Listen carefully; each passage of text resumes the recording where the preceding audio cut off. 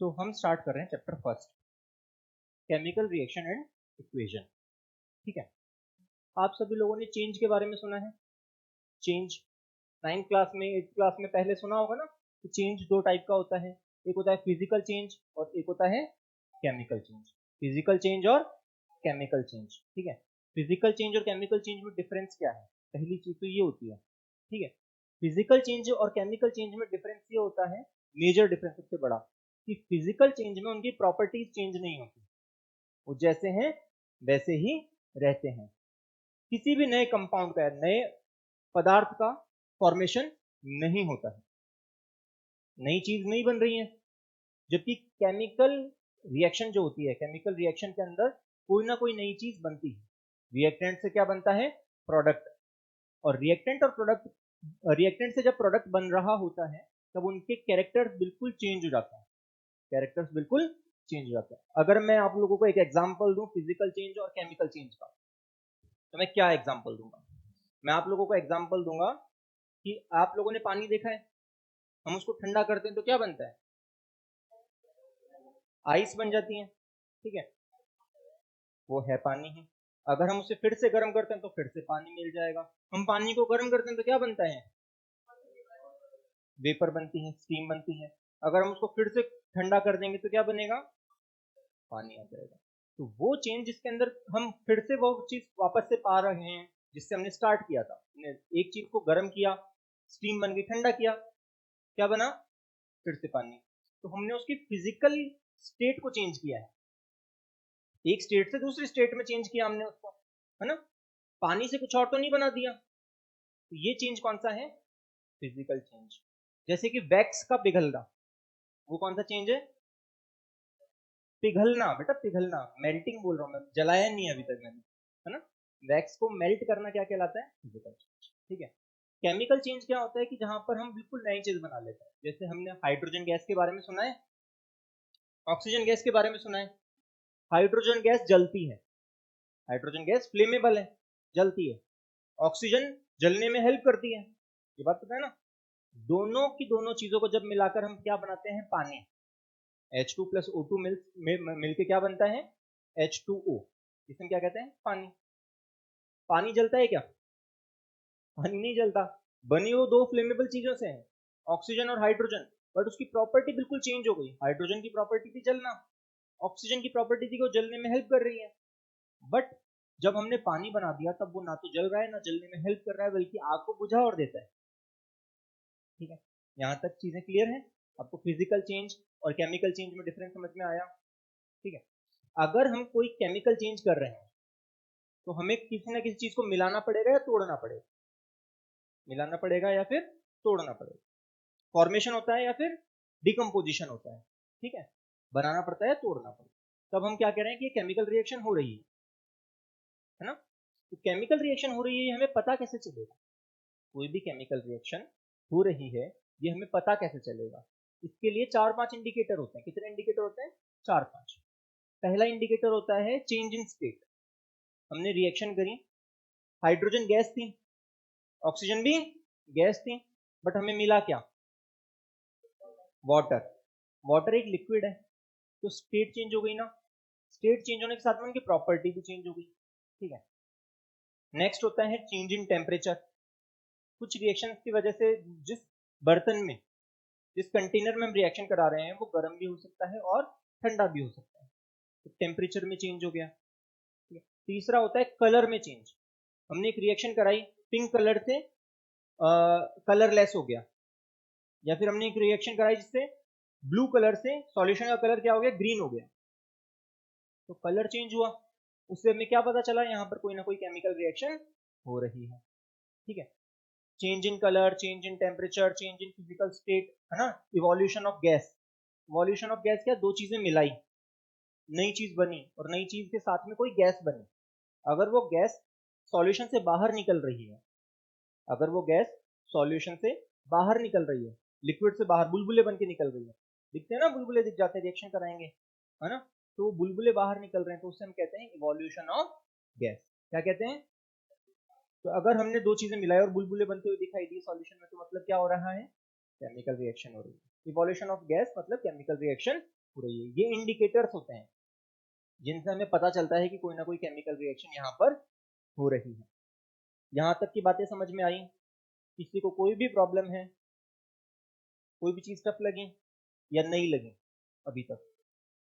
ठीक है, अगर हम आगे देखते हैं तो आगे एक नई चीज आती है कि केमिकल रिएक्शंस को लिखना। अगर मैं बार बार लिखूं हाइड्रोजन के साथ में ऑक्सीजन को मिलाने पर पानी बनता है, कितनी बड़ी बात हो गई। अगर मैं बहुत सारी केमिकल रिएक्शंस मुझे लिखनी है, कितना सारा लिखना पड़ेगा। और अगर मैं इंडिया में लिख रहा हूँ और मैं हिंदी में लिख रहा हूँ और कहीं पे इंग्लैंड में या फिर अमेरिका में किसी को पढ़ना है वो इंग्लिश में पढ़ेगा, तो क्या वो सेम चीज पढ़ पाएगा क्या? एक तो उसके लिए बहुत सारी चीजें काम में ली जाती है। सबसे सबसे बेसिक होता है इक्वेशन बना देना। और जब इक्वेशन के फॉर्म में लिखा जाता है तो हम बीच में प्लस का साइन लगा के रिएक्टेंट्स को लिखते हैं और प्लस का साइन लगा के ही प्रोडक्ट्स को लिखते हैं। ये हम थोड़ा सा डिटेल में कर लेते हैं। रिएक्शंस को लिखने के दो तरीके होते हैं। पहला होता है वर्ड इक्वेशन, दूसरा होता है केमिकल इक्वेशन। वर्ड इक्वेशन में वर्ड्स लिखे जाते हैं, जैसे नाम से ही पता चल रहा है। जैसे अगर मैं लिख दूं हाइड्रोजन,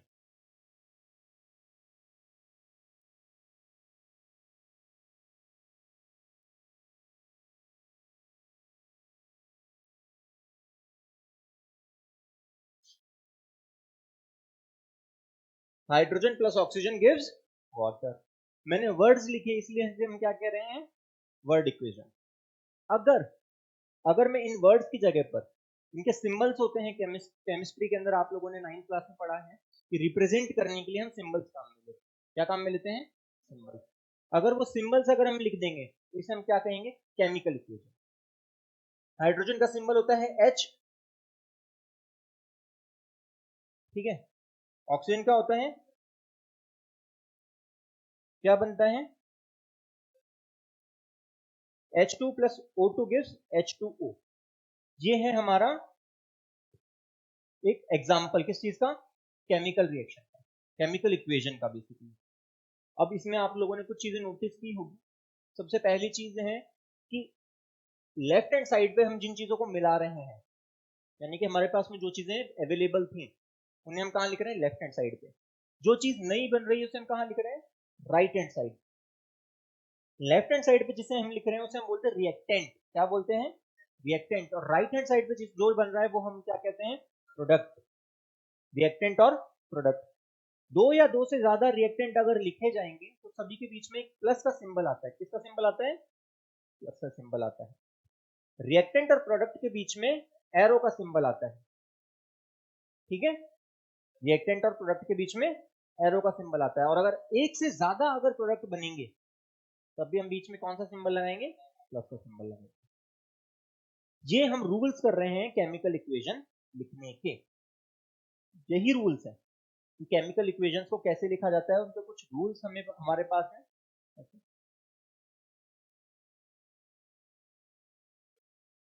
तो हम उन रूल्स को कर रहे हैं।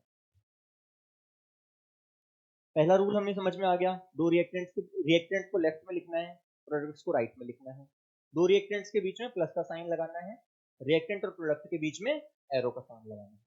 यहां तक की बात समझ में आ गई। इसके अलावा एक केमिकल रिएक्शन से, एक केमिकल इक्वेशन से बहुत सारी दूसरी इंफॉर्मेशन भी ट्रांसफर की जा सकती है। वो हम कैसे शो करते हैं? उसके लिए हमने छोटे छोटे सिंबल बनाए हुए हैं। कैसे सिंबल बनाए हुए हैं? अगर हम फिजिकल स्टेट दिखाना चाहते हैं, क्या दिखाना चाहते हैं? फिजिकल स्टेट, तो हम लिखते हैं, गैस के लिए लिखते हैं G, लिक्विड के लिए लिखते हैं L, सॉलिड के लिए लिखते हैं S, और अगर कोई चीज पानी में डिसॉल्व्ड है, एक्वेटिक या एक्वस, इसके लिए लिखते हैं AQ। ठीक है, यहां तक की बातें क्लियर? अगर किसी गैस का इवोल्यूशन हो रहा है, अगर गैस उड़ के बबल्स बन रहे हैं सॉल्यूशन में और गैस बाहर निकल रही है, तो हम लिखते हैं एक अप एरो। अप एरो किसको रिप्रेजेंट कर रहा है? गैस के इवोल्यूशन को, कि जो कंटेनर था गैस उससे बाहर निकल गई है। यहां तक की बात क्लियर हो गई? Evolution of gas. इसके अलावा और सिंबल्स होते हैं। एक होता है PPT, जो कि शॉर्ट फॉर्म है प्रेसिपिटेट के लिए। इसके लिए प्रेसिपिटेट के लिए। इसके साथ में हम कभी कभी डाउन एरो भी यूज में लेते हैं। आप लोगों ने पहली बार सुना होगा प्रेसिपिटेट वर्ड, नया होगा। प्रेसिपिटेट क्या होता है कि अगर हम कोई रिएक्शन करवा रहे हैं, उसमें ऐसी चीज बन रही है जो सॉल्यूबल नहीं है। क्या है? सॉल्यूबल तो पता है ना, घुलती नहीं है, तो कहाँ इकट्ठा हो जाएगी? बेस में जाके नीचे इकट्ठा हो जाएगी। उस नए प्रोडक्ट को जो कि सॉल्यूबल नहीं है और नीचे जाके इकट्ठा हो रहा है, उसे हम कहते हैं प्रेसिपिटेट। गैस ऊपर चली गई, प्रेसिपिटेट नीचे चला गया। यहां तक की बातें क्लियर है?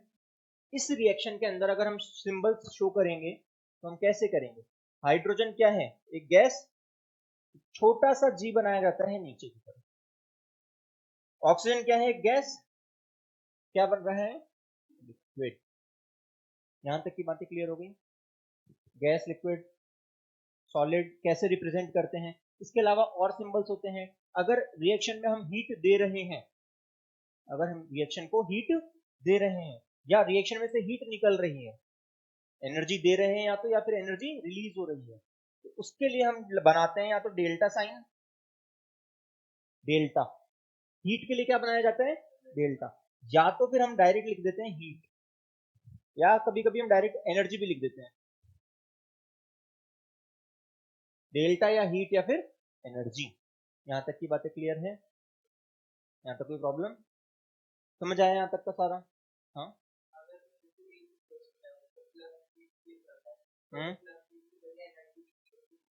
कोई प्रॉब्लम नहीं है, एनर्जी रिलीज हो रही है। हीट भी एक टाइप की एनर्जी ही तो है ना? एनर्जी का ट्रांसफर तो हो रहा है और एनर्जी रिलीज हो रही है सिस्टम से बाहर, तो हम हीट की जगह एनर्जी लिख सकते हैं। बट कभी कभी क्या होता है कि अगर हम रिएक्शन को एनर्जी दे रहे हैं तो हम उसको या तो यहां लिखते हैं, कहां पे? एरो के ऊपर या नीचे, कहीं भी लिख सकते हैं, एरो के ऊपर या फिर नीचे। कभी कभी आपको यहां पर देखने को मिलेगा जैसे कि 443 केल्विन, ये टेम्परेचर है कि आपको उसको उतना गर्म करना पड़ेगा तब जाके ही रिएक्शन होगी, वरना तो रिएक्शन नहीं होगी। यहाँ तक क्लियर? तो एरो, जब स्पेसिफिक कंडीशंस जो होती है ना, वो कहाँ लिखी जाती है? एरो के ऊपर या फिर एरो के नीचे। हमने एक नई चीज और एक केमिकल इक्वेशन के थ्रू डिस्क्राइब कर दी, रिप्रेजेंट कर दी, है ना? अगर उस रिएक्शन को कोई स्पेसिफिक कंडीशन चाहिए तो हम एरो के ऊपर लिखते हैं या तो एरो के नीचे लिखते हैं। एक वर्ड और आपने सुना है, कैटलिस्ट। सुना है? कैटलिस्ट कुछ कंपाउंड्स होते हैं जो, या फिर एलिमेंट भी हो सकता है, जो खुद तो रिएक्शन में इन्वॉल्व नहीं होते बट दूसरों की रिएक्शन करवा देते हैं। ये रिएक्शन के लिए जो रिक्वायरमेंट होती है उसको बहुत ज्यादा कम कर देते हैं। कहने का मतलब क्या है कि फोटोसिंथेसिस, किस किसने सुना है वर्ड? फोटोसिंथेसिस में प्लांट अपना खाना बनाते हैं सनलाइट को एब्जॉर्ब करके। किसकी हेल्प से बनाते हैं? क्लोरोफिल की हेल्प से। किसकी हेल्प से बनाते हैं? क्लोरोफिल। तो यहाँ पर क्लोरोफिल एक कैटलिस्ट है। अगर क्लोरोफिल नहीं होगा तो रिएक्शन होगी क्या? क्लोरोफिल में कोई चेंज आया क्या रिएक्शन के बाद में? बट उसने CO2 और H2 यानी कि कार्बन डाइऑक्साइड और पानी को मिलाकर ग्लूकोज बना दिया, तो वो कैटलिस्ट है। अगर साधारण शब्दों में कहें तो पंडित जी, दो लोगों की शादी हो रही होती है, पंडित जी मंत्र उच्चारण करते हैं और शादी करा देते हैं। पंडित जी की खुद की शादी हुई क्या? पंडित जी को कोई पंडित जी का कुछ और हुआ, पंडित जी चेंज हुए, बट दो लोगों की शादी उन्होंने करा दी। ये काम पंडित जी वाला कौन कर रहा है? कैटलिस्ट। ठीक है, कैटलिस्ट ये काम करता है। कैटलिस्ट दो रिएक्टेंट जो आपस में रिएक्ट बहुत ज्यादा एनर्जी देने के बाद, मान लो एक रिएक्शन थी वो 1000 डिग्री सेंटीग्रेड टेम्परेचर मांग रही थी, 1000 डिग्री सेंटीग्रेड पर टेम्परेचर देने के बाद ही रिएक्शन होगी, बट हमने एक कैटलिस्ट डाला, उसके बाद उसकी रिक्वायरमेंट आ गई 200 डिग्री सेंटीग्रेड। तो कैटलिस्ट रिक्वायरमेंट्स को कम कर देते हैं और रिएक्शन को आगे बढ़ा देते हैं। समझ आई? कैटलिस्ट की वाली बात समझ में आ गई? यहाँ तक कोई प्रॉब्लम है कैटलिस्ट और इन सब चीजों में? आगे हम लोग कर लेते हैं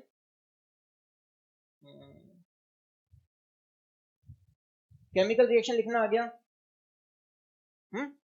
अब हम कर लेते हैं types of chemical reaction. Types, type से पहले अगर मैं एक्टिविटी आपको कुछ कराना चाहूँ, बुक हमारी एनसीईआरटी में कुछ एक्टिविटीज भी दे रखी है ना? तो हम एक काम करते हैं, पहले टाइप्स कर लेते हैं फिर एक्टिविटीज कर लेते हैं।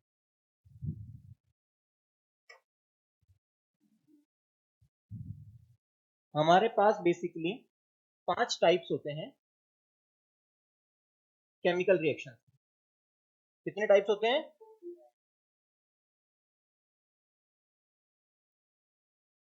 5 टाइप्स होते हैं।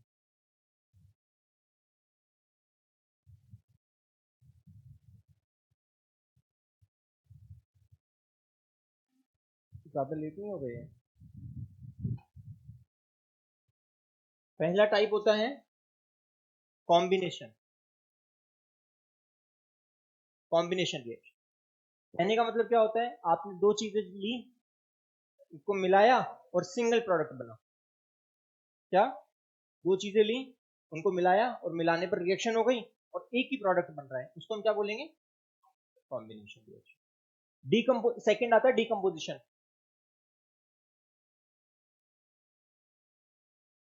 सेकंड आता है डिकम्पोजिशन। अच्छा, अगर आपसे कॉम्बिनेशन के एग्जांपल्स पूछे जाएं तो एक एग्जांपल को तो मैंने आपको अभी अभी बताया था, H2 plus O2 gives H2O। एक और ले लो, C plus O2 gives CO2। सुना है? एक और ले लो, Mg plus O gives MgO। तो ये एग्जांपल्स हैं, ठीक है। डिकम्पोजिशन में क्या होता है कि एक जो हमारा रिएक्टेंट होता है उसको हम एनर्जी देते हैं, किसी भी फॉर्म में एनर्जी दी जा सकती है, और वो रिएक्टेंट टूट के दो या दो से ज्यादा प्रोडक्ट बना ले, ऐसी रिएक्शन को हम क्या कहेंगे? Decomposition reaction. एग्जाम्पल के लिए अगर हम बात करें, AgCl, इसको सनलाइट में रखा जाता है तो Ag प्लस Cl2 में टूट जाता है। AgCl सिल्वर क्लोराइड, इसको जब सनलाइट में रखा जाता है तो ये Ag और Cl2 गैस बनती है जो बाहर चली जाती है सिस्टम की। इवोल्यूशन ऑफ गैस हो जाता है। इवोल्यूशन नहीं कहेंगे इसे, गैस बाहर चली जाती है क्योंकि सॉल्यूशन नहीं था, कंपाउंड था। यहां तक की बात खत्म हो गई। क्लियर है? ये समझ में आया डिकम्पोजिशन? आपको मोटा मोटा क्या समझना है कि कोई भी एक रिएक्टेंट अगर हम उसको एनर्जी देते हैं और वो टूट जाता है और दो या दो से ज्यादा प्रोडक्ट बनाता है तो उन्हें क्या कहेंगे? डिकम्पोजिशन। ये इसके 3 टाइप हमारी बुक में दे रखे हैं। पहला है थर्मल, जिसके लिए एनर्जी दी जाती है हीट के फॉर्म में। गर्म कर दिया, टूट गया और हमें क्या मिला? Multiple products. जैसे कि ferrous sulphate FeSO4, ferrous sulphate को गर्म करने पर फेरस ऑक्साइड साथ में SO2 SO3 गैसेस हमें मिल जाती है। ये है थर्मल का एग्जांपल। फिर आता है इलेक्ट्रोलाइसिस।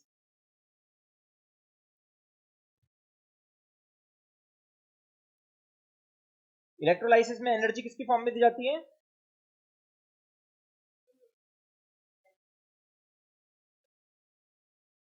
इलेक्ट्रिक एनर्जी या इलेक्ट्रिसिटी।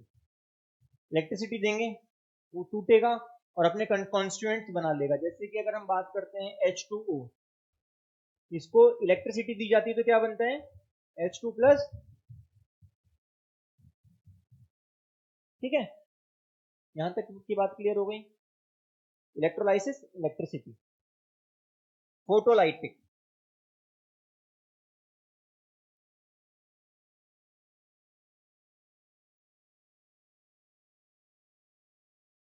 Light, sunlight.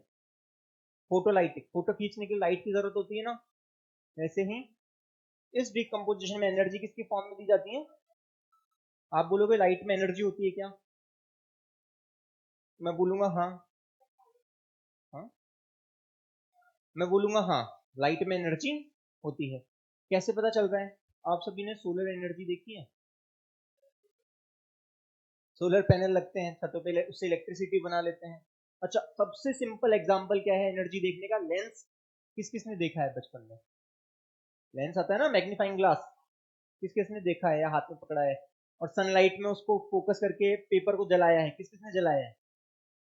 जब लेंस को हाथ में पकड़ते हैं तो एक डॉट बनाता है, उस डॉट पे इतनी हीट होती है कि वो पेपर को जला देता है, दूसरी चीजों को जला देता है। तो वो कहाँ से आ रही है हीट?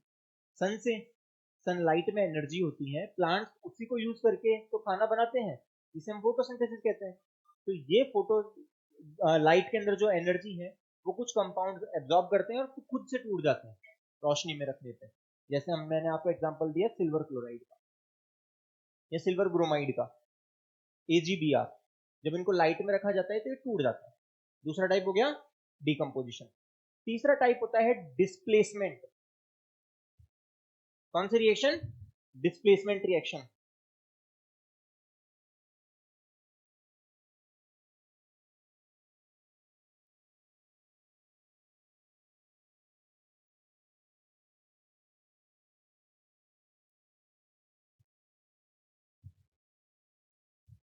डिस्प्लेसमेंट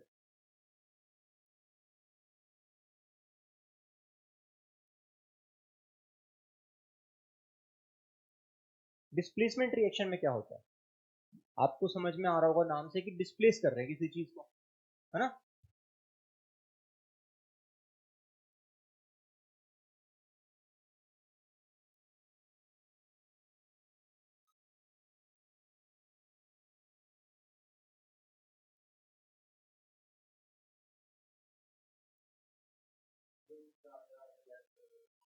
जिंक कॉपर से ज्यादा रिएक्टिव है, तो जिंक क्या करता है, कॉपर को हटा के खुद उसकी जगह लग जाता है और कॉपर को बाहर डाल देता है।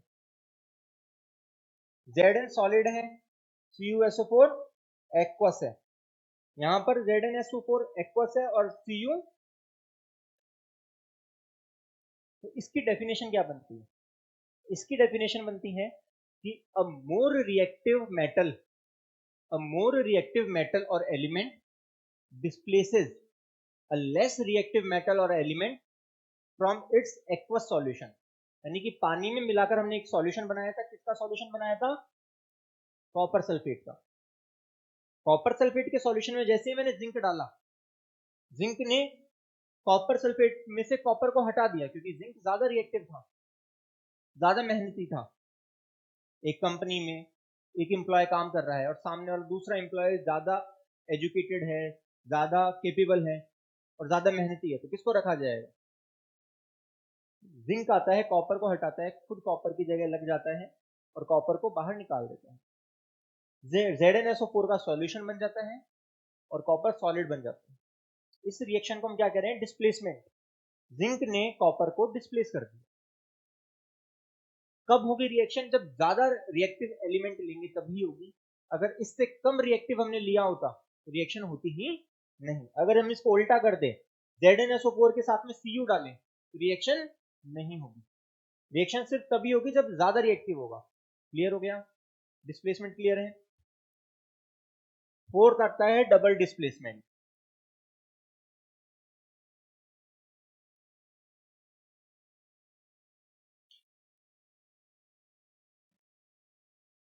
फोर्थ क्या आता है हमारा? Double displacement.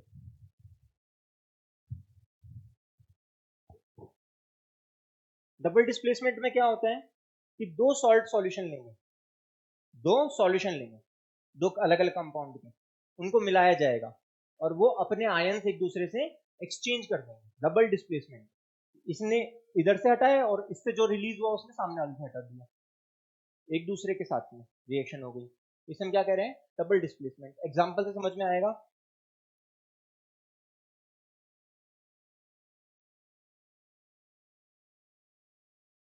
बेरियम हाइड्रोक्साइड है ना, या क्लोराइड, बेरियम क्लोराइड, इन दोनों की रिएक्शन कराई जा रही है। दोनों के दोनों एक्वस में लिए जाएंगे और क्या बनेगा? NaCl plus BaSO4, barium sulphate और सोडियम क्लोराइड। बेरियम सल्फेट और सोडियम क्लोराइड। हुआ क्या? क्लोरीन किसके पास चला गया? सोडियम के पास। SO4 किसके पास चला गया? बेरियम इसके पास आ गया और सोडियम के पास में क्लोरीन आ गया। दोनों दो बार डिस्प्लेसमेंट हुआ, इसलिए इसको हम क्या बोल रहे हैं? Double displacement. क्लियर? इजी। कोई प्रॉब्लम? Double displacement reaction. इसके अंदर ये रिएक्शन इंपॉर्टेंट इसलिए है क्योंकि ये जो BaSO4 बन रहा है ना, ये पानी में घुलता नहीं है, पानी में घुलता नहीं है और नीचे जाके बैठ जाता है, नीचे जाके। तो इसको हम क्या बोलेंगे? प्रेसिपिटेट। इसको हम क्या बोलेंगे? Precipitate, PPT। या तो PPT लिख दो या फिर एरो, डाउन एरो लगा दो, जो भी आप करना चाहो। तो ये रिएक्शन एक प्रेसिपिटेशन रिएक्शन का भी एग्जांपल है। किसका एग्जांपल है? प्रेसिपिटेशन रिएक्शन का भी एग्जांपल है और साथ में डबल डिस्प्लेसमेंट रिएक्शन का भी एग्जांपल है। समझ आया? कोई प्रॉब्लम यहां तक की चीजों में? प्रेसिपिटेशन रिएक्शन समझ में आ गई, डबल डिस्प्लेसमेंट समझ में आ गया, 4 टाइप की रिएक्शन हमारी हो चुकी है। हाँ बेटा पूछो।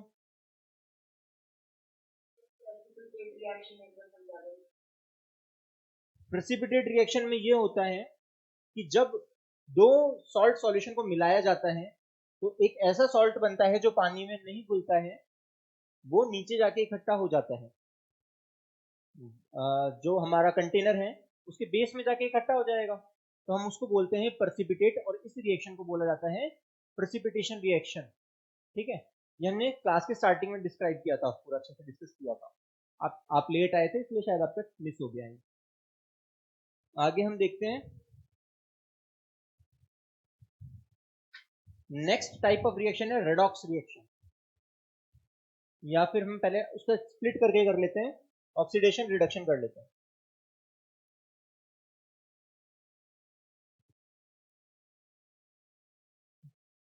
दो वर्ड सुनिए, ऑक्सीडेशन और रिडक्शन।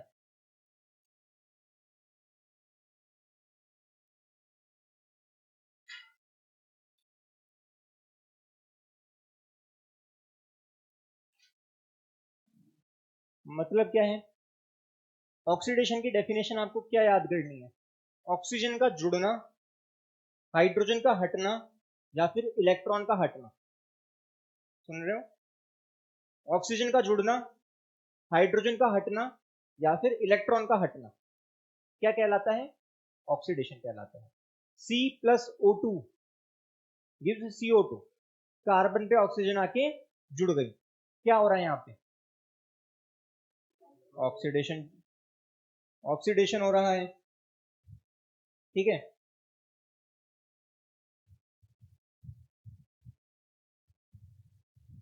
इसके अलावा अगर तुम्हें H2S का कुछ छोड़ो, बाद में देखते हो, एग्जांपल्स बाकी करवाऊंगा मैं आगे जब लिखाऊंगा तुम्हें। रिडक्शन में अगर हम करेंगे, रिडक्शन में क्या होता है, इसका उल्टा कर दो, ऑक्सीजन का हटना, हाइड्रोजन का जुड़ना, या फिर इलेक्ट्रॉन का जुड़ना। हाँ उल्टा था, ऑक्सीजन जुड़ रही थी, हाइड्रोजन हट रहा था और इलेक्ट्रॉन हट रहा था। यहाँ पर उसका उल्टा कर दिया, ऑक्सीजन को हटा रहे हैं, हाइड्रोजन या इलेक्ट्रॉन को जोड़ रहे हैं। इलेक्ट्रॉन वाली बात आपके 10th क्लास में नहीं है, या आपके आगे काम आएगी, बट अभी से सीखोगे तो अच्छा है। ठीक है, यहाँ तक की क्लियर हो गई बात? रिडक्शन का एग्जाम्पल क्या देखोगे? KClO3, अगर इसको गर्म किया जाता है तो KCl plus O2, KCl plus O2, oxygen gas निकल जाएगी, KCl बन जाएगा। कौन सा डिकम्पोजिशन है? डिकम्पोजिशन पूछ रहा बेटा, क्योंकि डिकम्पोजिशन हो रहा है ना, थर्मल डिकम्पोजिशन, क्योंकि गर्मी दी है, गर्मी देने से टूट गया, इसलिए इसको हम क्या कहेंगे? Thermal decomposition. बट यहाँ पर एक चीज और हो रही है, KClO3 का रिडक्शन भी हो रहा है। क्या हो रहा है? रिडक्शन। जब किसी रिएक्शन में ऑक्सीडेशन और रिडक्शन दोनों साथ हो रहे हो, ऐसी रिएक्शन को हम क्या कहते हैं? Redox reaction. क्या कहते हैं? रेडॉक्स में क्या हो रहा है? दोनों एक साथ हो रही है। एग्जाम्पल देख लो,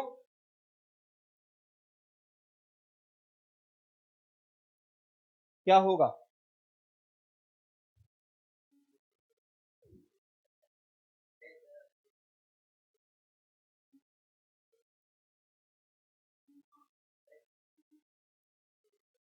Cu प्लस H2O, CuO, यहां से ऑक्सीजन हट गया, किसका रिडक्शन हुआ? CuO का रिडक्शन हुआ। अच्छा एक चीज याद रखना, एक चीज बहुत इंपॉर्टेंट है, वो ये कि रिडक्शन हमेशा लेफ्ट हैंड साइड पे होता है और ऑक्सीडेशन हमेशा लेफ्ट हैंड साइड वाले को कंसिडर करते हैं। मतलब कोई भी रिएक्शन होगी आपकी और आपसे पूछा जा रहा है किसका रिडक्शन हो रहा है या फिर किसका ऑक्सीडेशन हो रहा है, तो आप हमेशा रिएक्टेंट्स बताएंगे, कभी भी प्रोडक्ट नहीं बताएंगे। यहाँ पर रिडक्शन किसका हो रहा है? CuO का। और ऑक्सीडेशन किसका हो रहा है? H2 का, हाइड्रोजन का। H2O तो प्रोडक्ट है, हमें बोलना क्या है हमेशा? रिएक्टेंट। ठीक है, ये बात क्लियर हो गई? छोटी सी बात है बट इससे बहुत सारे क्वेश्चन गलत हो जाते हैं बच्चों, कंफ्यूजिंग रह जाती है चीज। अच्छा, और दो चीज, एक चीज और एजेंट की। किस चीज की? एजेंट। रिड्यूसिंग एजेंट और ऑक्सीडाइजिंग एजेंट। एजेंट खुद का काम करवाते हैं या दूसरों का काम करवाते हैं? दूसरों का। खुद का या फिर दूसरों का। तो जो भी LIC एजेंट होगा दूसरे की LIC कराएगा या खुद की करता रहेगा? दूसरे की करवाएगा। तो जो सामने वाले का रिडक्शन करवा दे वो कौन सा एजेंट होगा? Reducing agent. और जो सामने वाले का ऑक्सीडेशन करवा दे, ऑक्सीडाइजिंग एजेंट। क्लियर हो गई? खुद का करवा रहा है, दूसरे का करवा रहा है? दूसरे का। जो सामने वाले का रिडक्शन करवाता है वो होता है रिड्यूसिंग एजेंट, और जो सामने वाले का ऑक्सीडेशन करवाता है वो होता है ऑक्सीडाइजिंग एजेंट, और वो भी हम रिएक्टेंट साइड से लेंगे। देखिए, CuO का क्या हुआ था? रिडक्शन हुआ था, किसने करवाया था? H2 ने CuO का रिडक्शन करवा दिया। तो H2 कौन सा एजेंट है? Reducing agent. CuO की वजह से H2 का क्या हो गया था? तो CuO क्या हो गया? Oxidising agent. जिसका रिडक्शन हो रहा होता है वो ऑक्सीडाइजिंग एजेंट होता है, और जिसका ऑक्सीडेशन हो रहा होता है वो रिड्यूसिंग एजेंट होता है। क्या आपको ये बात समझ में आई? रिडक्शन ऑक्सीडेशन आ गया, रिड्यूसिंग एजेंट ऑक्सीडाइजिंग एजेंट आ गया। अच्छा, दोबारा से रिपीट कर लेते हैं एक बार। हमें क्या देखना है? जिसका रिडक्शन हो रहा है, जैसे यहां पर CuO का रिडक्शन हो रहा है, जिसका रिडक्शन हो रहा है वो है ऑक्सीडाइजिंग एजेंट, और जिसका ऑक्सीडेशन हो रहा है वो है रिड्यूसिंग एजेंट। उल्टा याद रखना है, बिल्कुल उल्टा ही याद रखना है, हमेशा यही होता है। जिसका ऑक्सीडेशन होता है वो रिड्यूसिंग एजेंट है, और जिसका रिडक्शन होता है वो ऑक्सीडाइजिंग एजेंट। अब रिडक्शन ऑक्सीडेशन तो हम देख सकते हैं, ऑक्सीजन जुड़ रही है या नहीं जुड़ रही, हाइड्रोजन जुड़ रही है या नहीं जुड़ रही, बस हमारा काम खत्म हो गया। कोई दिक्कत, प्रॉब्लम अभी भी आ गया समझ में, या रिपीट करने की जरूरत है? फिर से एक बार आ गया? हाँ, और क्या बचा हमारे पास में? हाँ, दो टाइप ऑफ रिएक्शन और कर लेते हैं।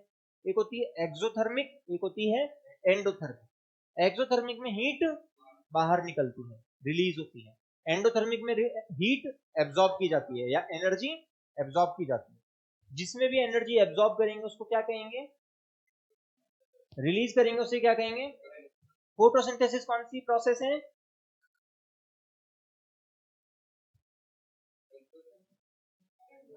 सूरज की रोशनी से हम खाना बना रहे हैं, एंडोथर्मिक। और अगर हम बात करें, ग्लूकोज को तोड़ के एनर्जी निकालते हैं जिसको हम क्या कहते हैं? रेस्पिरेशन। रेस्पिरेशन कौन सी प्रोसेस हो गई? एक्सोथर्मिक, है ना? यहाँ तक क्लियर हो गया, समझ आ गया? कोई प्रॉब्लम है यहाँ तक? इसके बाद हमारे पास में नेक्स्ट टॉपिक बचते हैं, या तो हम करें थोड़ी सी एक्टिविटीज के बारे में बात, और या फिर हम करें कोरोजन रेंसिडिटी के बारे में बात।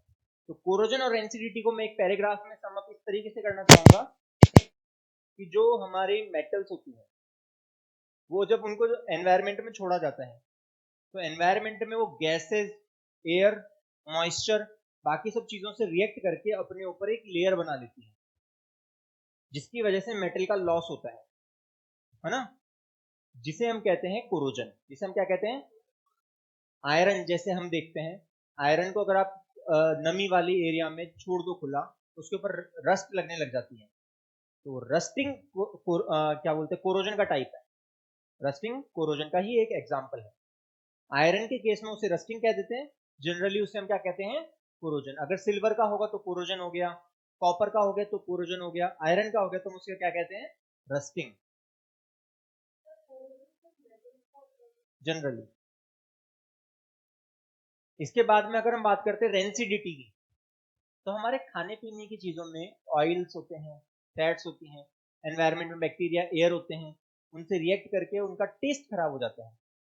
लंबे टाइम तक अगर वो एनवायरनमेंट के एक्सपोजर में रहते हैं तो उनका टेस्ट खराब हो जाता है। इसलिए इसे हम इस फिनोमिनन को कहा जाता है रेंसिडिटी, है ना। इससे बचने के लिए हम क्या करते हैं, फूड प्रोडक्ट्स को हम रेफ्रिजरेट करते हैं, है ना, उनको एयर टाइट बैग्स में रखा जाता है, डिहाइड्रेट किया जाता है ना। नाइट्रोजन भर के चिप्स के पैकेट आते हैं ना, गैस भर के दी जाती है, एयर निकाल के उसमें क्या भर देते हैं, नाइट्रोजन, जिसकी वजह से उनकी रेंसिडिटी कम हो जाती है। रेंसिड होने की जो स्पीड होती है वो कम हो जाती है, बहुत धीरे रेंसिड होता है, बहुत धीरे खराब होता है। यहाँ तक की चीजें क्लियर हो गई, रेंसिडिटी समझ में आ गया। कोरोजन से बचाने के लिए मेटल का क्या किया जाता है, गैल्वेनाइजेशन होता है, मेटल के ऊपर प्लेट की पेंटिंग किया जाता है ना, ग्रीस लगाया जाता है। इन सभी चीजों को हम क्या कहते हैं, प्रिवेंशन ऑफ कोरोजन।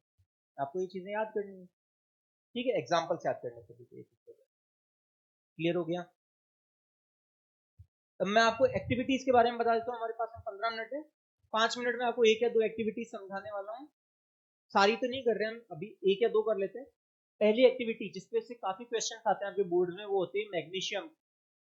आपके पास में एक मैग्नीशियम दिया होगा, मैग्नीशियम रिबन, और उसको आप क्या कर रहे हो, पहले उसको आप ब्रश से रगड़ के साफ कर रहे हो, उसके बाद आप उसको जला रहे हो, जलाने पर राख बन रही है व्हाइटिश कलर की, है ना, व्हाइटिश कलर की ऐश आपको मिल रही है जलाने पर। मैग्नीशियम रिबन जलता है, हीट और लाइट प्रोड्यूस करता है, आपके पास में व्हाइट कलर की ऐश आ जाती है।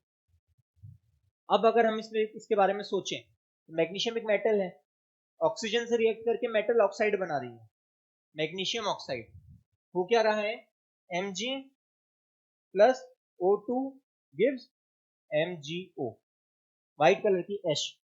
केमिकल चेंज है, केमिकल रिएक्शन हो रही है। इसमें सवाल आपके पास में आता है, मैग्नीशियम रिबन को जलाने से पहले साफ क्यों किया जाता है, क्योंकि मैग्नीशियम रिबन एनवायरनमेंट में रखा हुआ है, एनवायरनमेंट की गैसेस से कांटेक्ट में आ रहा है, तो उसके ऊपर ऑक्साइड की पहले से एक लेयर बनी हुई है। अब पहले से ऑक्साइड बना हुआ है तो जलेगा क्या अच्छे से, तो हम उसको रगड़ के उसको साफ करते हैं रेजमाल से, रगड़ के उसको सैंड पेपर, रेजमाल सैंड पेपर से उसको रगड़ के साफ करते हैं, ताकि ऑक्साइड की लेयर हट जाए, कोरोजन के बाद जो लेयर बनी है वो हट जाए, ताकि अब जब हम उसको जलाएंगे तो हमारे पास में अच्छे से जलेगा वो। क्लियर हो गया, ये चीज क्लियर है, कोई इशू इसमें। एक टॉपिक हमारा मिस हो गया, वो है बैलेंसिंग केमिकल इक्वेशन, वो भी कर लेते हैं, बहुत बड़ी बात नहीं है, बहुत इजी सी कहानी है।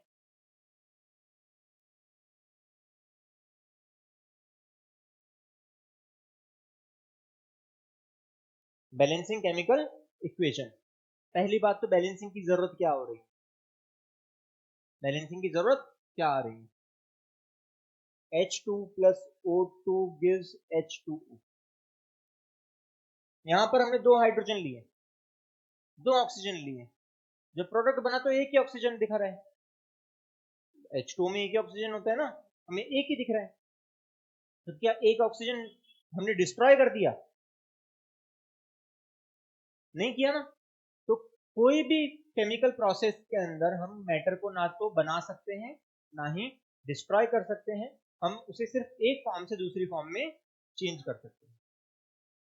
Law of conservation of mass, हमने पढ़ा है ये 9th क्लास में, law of conservation of mass तो था। तो law of conservation of mass यहाँ पर सेटिस्फाई नहीं हो रहा है, तो क्या हम इसको अच्छे से रिप्रेजेंट कर पा रहे हैं रिएक्शन को, नहीं। हाँ, तो अब हम इसे बैलेंस करेंगे।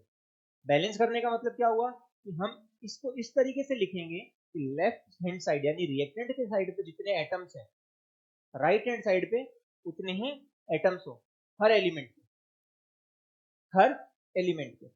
जैसे कि यहाँ पर दो हाइड्रोजन और यहाँ पर दो ऑक्सीजन है, यहाँ पर ऑक्सीजन एक ही है, जब कुछ नहीं लिखा होता तो यहाँ पर कितना मतलब होता है, एक।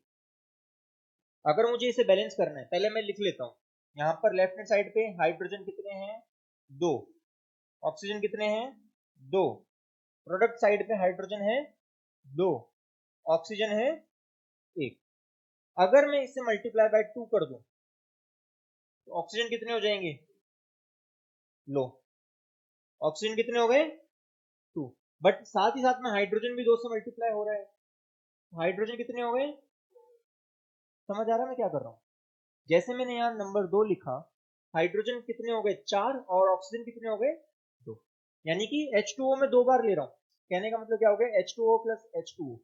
मैं इसको लिख रहा हूं 2H2O की फॉर्म में। आपने x प्लस x किया है ना मैथ्स में, x प्लस x कितना होता है?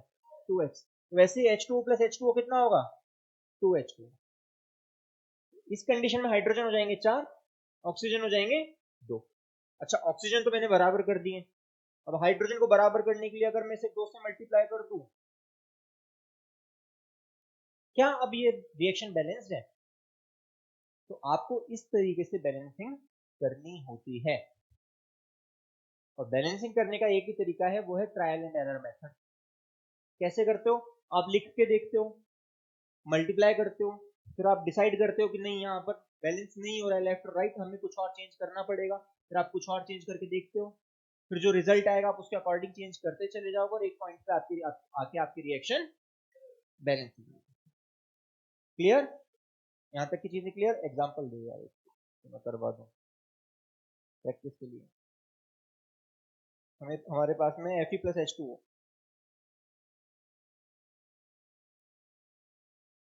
एक एग्जाम्पल और कर लेते हैं।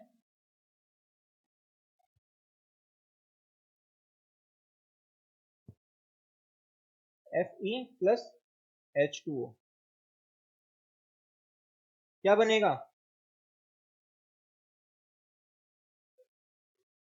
Fe3O4 plus H2 gas. एक बार के लिए हम इवोल्यूशन नहीं दिखा रहे, बैलेंस करने का ट्राई करते हैं। देखो यहाँ पर Fe कितने हैं